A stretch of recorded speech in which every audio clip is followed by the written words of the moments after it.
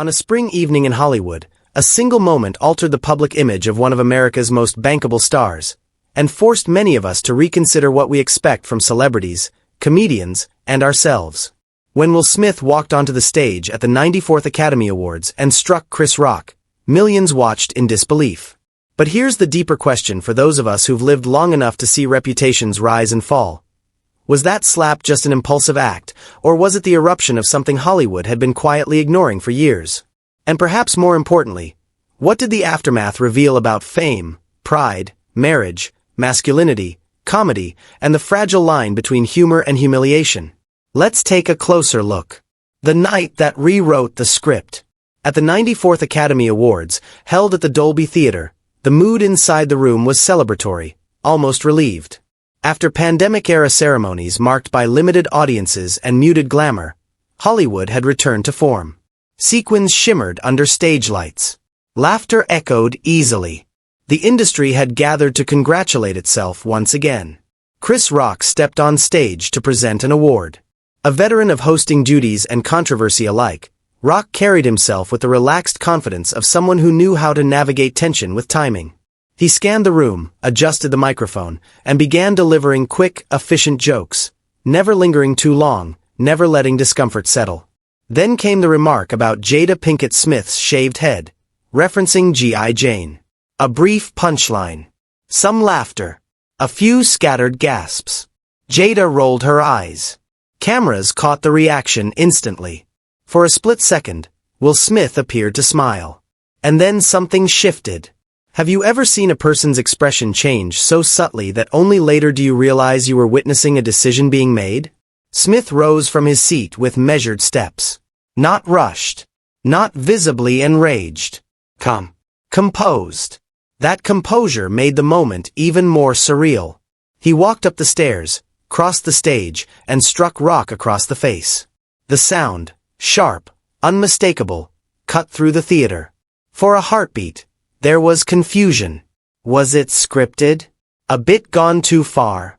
But when Smith returned to his seat and shouted for Rock to keep his wife's name out of his mouth, the uncertainty evaporated. The audience froze. Celebrities accustomed to reading rooms suddenly couldn't read this one. What stunned viewers most was not only the slap, but what didn't happen afterward. No immediate removal. No cut to commercial that erased the tension. The show continued. Less than an hour later, Smith won Best Actor for his performance in King Richard. As he delivered an emotional speech about protecting family and being called to do hard things, the room rose in a standing ovation. Was it forgiveness? Shock? Professional politeness? Or was it Hollywood choosing continuity over confrontation? For many watching at home, particularly those who value decorum and consequence, that ovation felt like a cultural inflection point. Beneath the spotlight, pressure, image, and private strain. To understand the depth of that moment, we must consider the years preceding it. Will Smith had long cultivated an image of discipline and charm. From sitcom beginnings to global blockbusters, he represented accessibility, a megastar who still felt approachable. His brand wasn't built on scandal but on consistency. But public personas often conceal private turbulence. In the years before the Oscars, Smith and Jada's marriage had been dissected in public forums, most notably during a candid conversation on Red Table Talk about Jada's past entanglement. The internet responded with memes, commentary, and ridicule, much of it directed at Smith. What does it do to a person, especially a public figure, to see their most intimate struggles transformed into viral punchlines? Is resilience always as effortless as it appears? By the time the 94th Academy Awards arrived, Smith stood on the brink of a long-awaited career milestone. An Oscar win would validate decades of work. The pressure must have been immense. The world was watching. When Rock's joke landed, was it merely a joke, or the final straw atop years of accumulated scrutiny? And if it was the latter, does that contextualize the act, or merely explain it? Chris Rock's year of silence. In the immediate aftermath, Chris Rock did something unexpected. He remained largely silent. No extended press tour. No tearful interviews. No dramatic statements. He declined to file charges. He continued performing. He let the cultural debate rage without him. Was that silence restraint, or strategy? For nearly a year, Rock carried the moment without publicly unpacking it. Audiences attending his shows waited, wondering if he would address it. Often, he offered only brief acknowledgments. Then, in March 2023, he chose his stage deliberately. Selective Outrage, Netflix's first live-streamed comedy special, filmed in Baltimore. Dressed in white, wearing a Prince necklace, Rock opened with broader social commentary before gradually turning toward the topic everyone anticipated.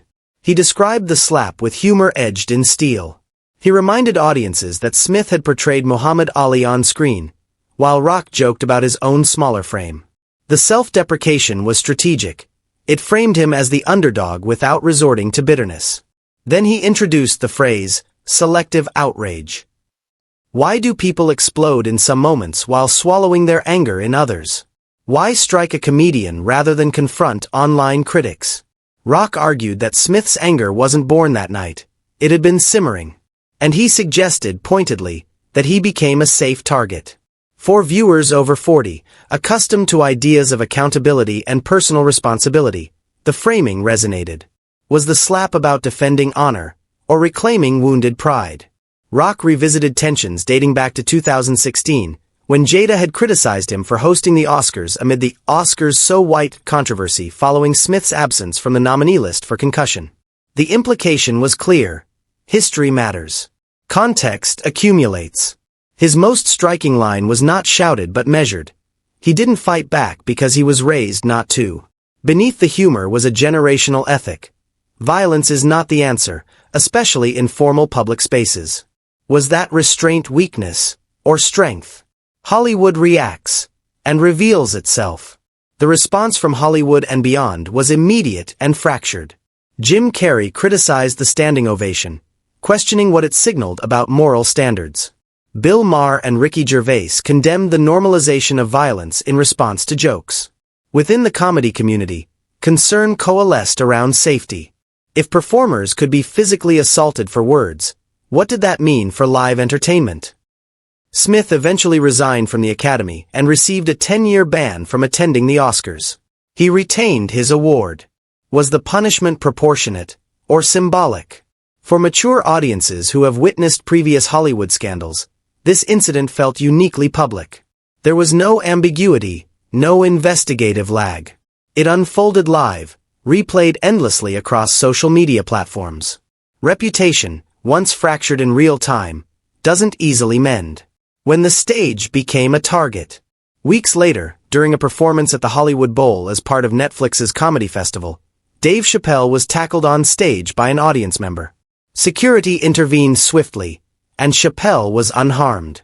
Coincidence, or cultural echo? The symbolism was unsettling. Two prominent comedians attacked in close succession. Comedy clubs began reassessing security.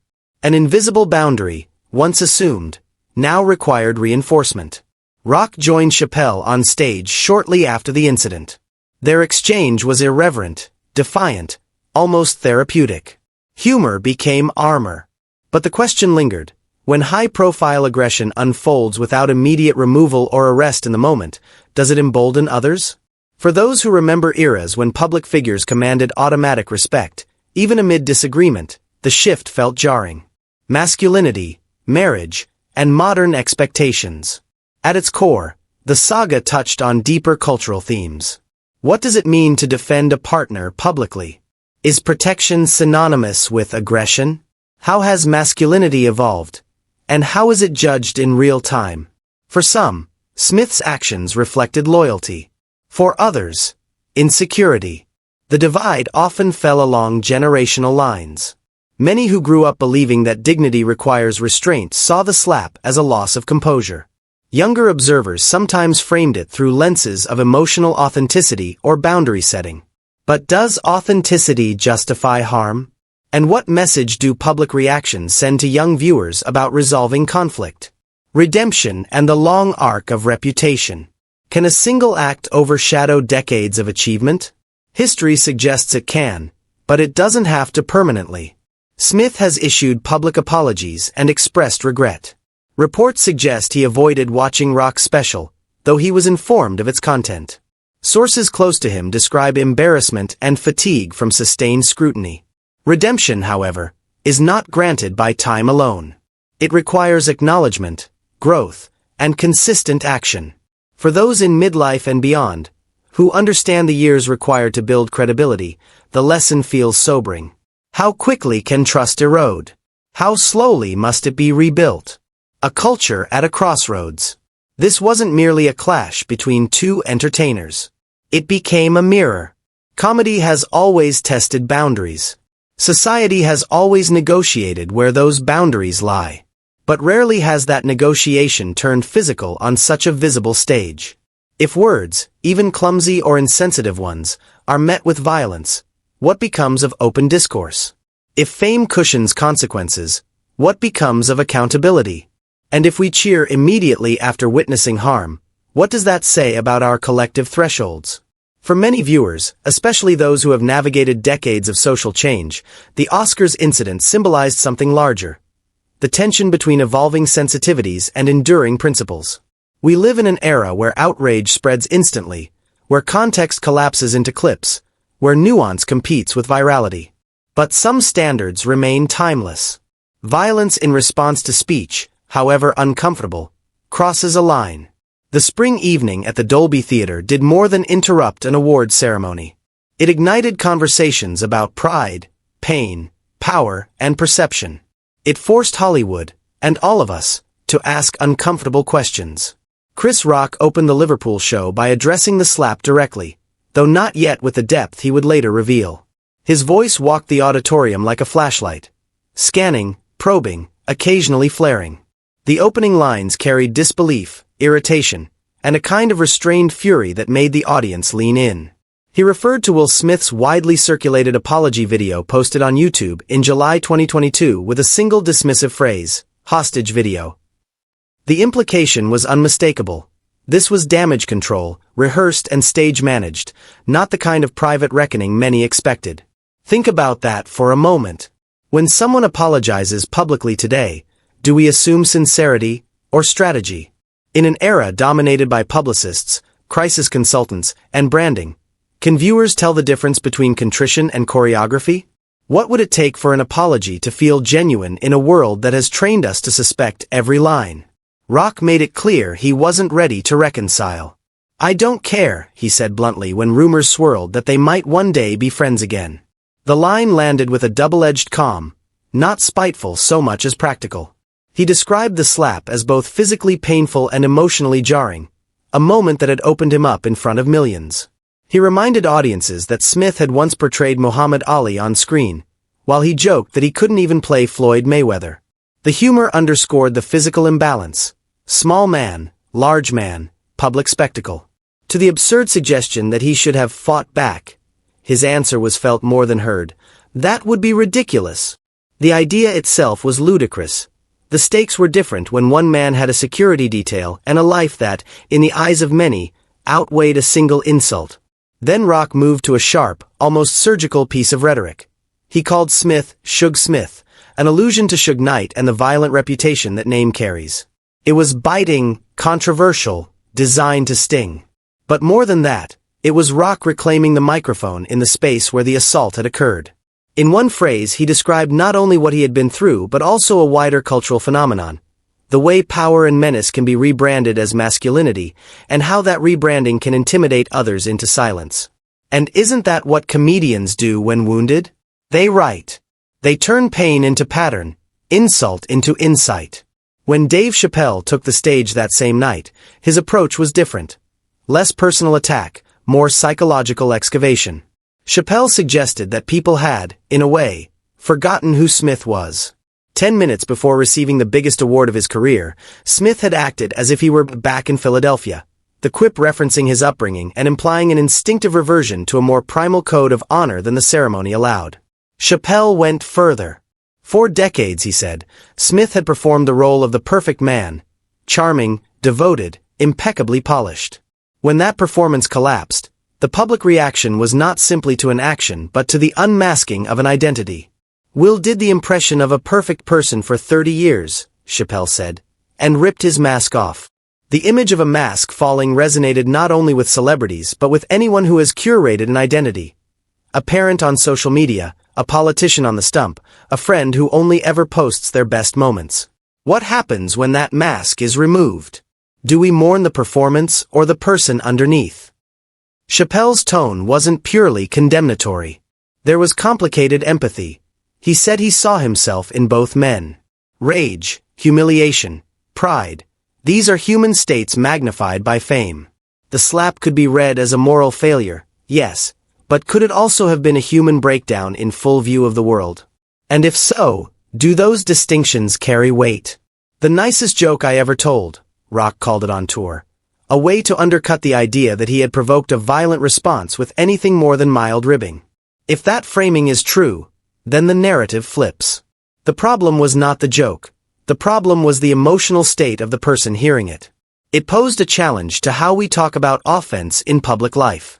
Are comments measured by their content, or by the context of the listener? The European leg of the tour carried them through packed arenas and smaller, more intimate theaters. After the Liverpool stop, the shows continued to venues like the O2 Arena. There, the seats seemed to hold not only bodies but the weight of collective curiosity. In London, audiences were rapt, at times palpably anxious, as if the room itself expected some echo of the violence that had become a global talking point. On some nights, Rock and Chappelle shared the bill, a tacit demonstration that they would continue to stand under lights and tell what they had to say. Solidarity was both a practical and symbolic response. Two people who had been attacked would not retreat into private life. They would return to the stage. What does that resilience say about artists? Many in the 40 to 65 age bracket remember a time when performers faced protests, censorship, or boycotts, but rarely physical assault while working. The decision by these comedians to keep performing felt like a declaration. Comedy would not be silenced by fear. Yet the industry felt the tremors. Security tightened. Plexiglass appeared more frequently between stage and crowd. The invisible fence that once separated words from violence now seemed perforated. How do comedians reconcile this new reality? Is the risk part of the art, or must the art adapt? The evolution continued into recorded specials. In March 2023, after months of touring, Rock released his Netflix special, Selective Outrage. For the first time in a sustained format, he devoted focused attention to the slap. The special's tone was sharper, more forensic. He framed Smith as someone who had displaced private humiliation onto a safer public target, staging his anger in a way that punished someone less able to retaliate. There was a rawness that early clips had not shown, a patient interrogation of motive and meaning that found humor in exposure rather than revenge. It was also calculated. Comedy often is. Rock had spent months turning the event over, letting jokes ferment until they reached the tensile strength of a special. Delayed reflection, he suggested, allows for a kind of clarity that instantaneous responses cannot attain. The result was accountability through ridicule. He dismantled Smith's image by laughing at it, piece by public piece. 9 months later, on December 31, 2023, Netflix released Chappelle's special, The Dreamer. Chappelle's tone differed again, less prosecutorial, more philosophical. He admitted that when he first saw the slap live he thought it was staged, too theatrical to be real. In the aftermath he called Rock. Rock answered immediately and told Chappelle he had taken no other calls that night, not even from Barack Obama or Oprah Winfrey. That detail, Rock taking Chappelle's call and no other, spoke volumes about the way peers can matter more than prominence in moments of shock. In the end, it is often those who understand the particular pressures of a craft who provide the kind of comfort an outraged public cannot. Chappelle connected the Oscars moment to his own attack at the Hollywood Bowl months earlier. For months he had joked about how he might react to being slapped. After his own on-stage assault, he admitted he still did not know. One of his darker jokes, "If that had been me, Will Smith wouldn't have had a good night," walked a needle line between humor and threat, making audiences laugh and squirm simultaneously. Chappelle's essential move was to return to the mask metaphor. If Smith's action stripped the mask, Chappelle wondered what lay underneath and whether public scorn was an appropriate response. Can a person be both wrong and deeply human? Is it possible to hold someone accountable while still recognizing their complexity? Placed side by side, Selective Outrage and The Dreamer represent divergent ways forward. Rock's approach was prosecutorial. Chappelle's was interpretive. Both, however, refused to be silenced. Both turned trauma into material and used laughter to process a world that often seems to prefer quick judgments to messy truths. This duality matters because it maps two competing instincts of public life: the instinct for punishment and the instinct for understanding. Which do we want to elevate? Are they mutually exclusive, or can they be held in tension? The larger cultural conversation the slap ignited was not confined to the comedy world. Commentators argued that comedians had historically enjoyed a kind of immunity, an expectation that anything said on stage was part of an act and therefore exempt from strictures. Others said accountability was necessary. If jokes perpetuated harm, then consequences were due. But equating words with violence is dangerous. An assault silences debate and introduces a material consequence that words alone lack. At the same time, the incidents revealed genuine tensions. Audiences are diversified and increasingly attentive to harm. Social media amplifies outrage instantly. The stage is no longer simply stage. If words can wound, when does social sanction become effective redress? And when does it become a substitute for conversation? The slap's ripple effects were practical as well as philosophical. Comedy clubs revamped security protocols. Insurance policies were re-evaluated. Performers reported an uptick in anxiety about potentially unpredictable audience members. For some, the stage, once a place of conceptual safety, had become a site of contingency planning. Does the art survive such an environment? Or does it mutate into a safer, blunted version of itself? And yet, the enterprise of comedy adapted. The public's appetite for unfiltered expression did not vanish. If anything, it sharpened. There was a hunger to see whether comedy could act as a kind of civic surgery, removing rot by exposing it, or at least opening a debate. Millions tuned in not only for jokes, but for the way those jokes refracted a moment. What they said about masculinity, about reputation, about the interplay of private life and public persona. For fans who had watched cultural cycles unfurl, moral panics, media frenzies, celebrity reinvention, the incidents felt like a familiar pattern with new variables. There was the old story, a public fall, a handbook of apology, the eventual comeback. But there was also something newer, a heightened insistence on procedural justice in public life, and a technological accelerant in social reaction. In the wake of these events, a few themes emerged with stubborn clarity. First, masks and personas are fragile. Second, violence is a finalizer. It cancels the possibility of debate. Third, comedy remains a vital way to probe, to puncture, and sometimes to heal. But we must also ask, who gets to decide when a joke has crossed a line? Are comedians the authors of cultural proof or cultural hazard? These questions are not abstract. They reach into everyday life. When someone is offended on social media, do we demand retribution or conversation? When a neighbor says something hurtful, do we call the police or pick up the phone? The way we answer such small questions shapes the way we think about the big ones. There were private moments too, less visible but no less meaningful. Backstage, comedians traded not just quips but survival strategies. Promoters called to apologize to acts who had been unwittingly exposed to risk. Friends tried to be steady presences. For Rock and Chappelle, performing after trauma was both business and therapy. They stitched meaning back into a chaotic event by performing it, by retelling it. The joke becomes not simply a laugh but a narrative repair. Is there a moral calculus for how performers should proceed after being assaulted? Should they tell the story verbatim, or fictionalize to distance themselves? Is the act of public reflection exploitative, or is it a necessary part of bearing witness? Beyond comedians, families and loved ones watch the spectacle from a different vantage point. What does it mean to be related to someone whose identity, publicly and privately, has been recalibrated by one act? How do spouses, parents, children navigate the fallout? For some, the event was a private wound intensified by public scrutiny. For others it became an inflection point, a chance to re-evaluate the life of someone they loved and the choices that shaped it. The industry's institutions faced their own reckonings. Awards bodies and broadcast networks asked how to prevent violence while preserving spontaneity. Their solutions were partly technical, better screening, more controlled staging, and partly cultural, clearer expectations about behavior and language. If a public square requires rules to function, who writes them? Can rules be codified without turning art into a liability-controlled product?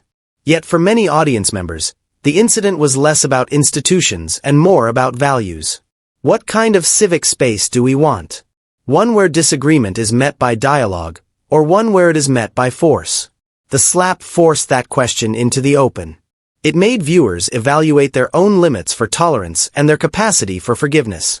In the end, neither Rock nor Chappelle allowed violence to define them. They did what comedians at their best have always done. They confronted chaos with clarity, humiliation with humor, fear with defiance. Pain became material. Rage became reflection. Millions watched, not only for amusement but as witnesses to a moment when a single action laid bare questions about power, identity, and restraint. So we return to the opening question and widen it. When words wound, what is the appropriate response? Laughter? Dialogue? Institutional sanction? Or something darker? How we answer will tell us less about the man who slapped and more about the society that watched. And perhaps that is the point. The incident was never just about a slap. It was an accidental mirror held up to our collective face.